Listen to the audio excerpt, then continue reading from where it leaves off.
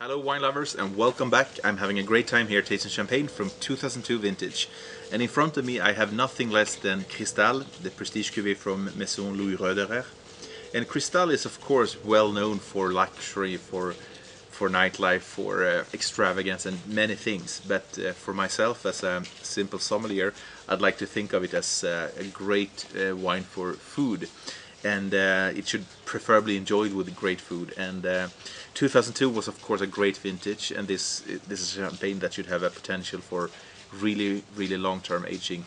However, I'd like to taste it now and see what I would do with it today. First thing that strikes me when I smell this one is that beautiful purity, which I think is a great sign or a great the great virtue with a really good champagne. It's a good notion of minerality. We do have some nutty notes there, hints of hazelnut, and a quite yellow fruity character, such as peach, apricot, and those are more perhaps the Chardonnay aromas. But Cristal is normally an equal blend of Pinot Noir and Chardonnay, and I think that always when it warms up, it tends to display more of those red berry aromas, wild strawberry, raspberry notes. But I mean, once again, I think the overall harmony is what's important. Still, this is youthful, but it's showing a fine depth.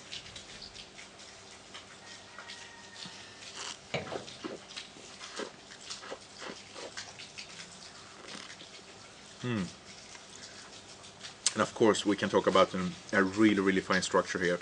And I mean, I think when a wine can, seduce you in a way without being too powerful, it is of course very rich, very intense on the palate, with a wonderful persistence, wonderful purity with those yellow fruit flavors, quite mineral and nutty finish, and super fine integration of the bubbles. Everything this can gain is of course age and more complexity with age.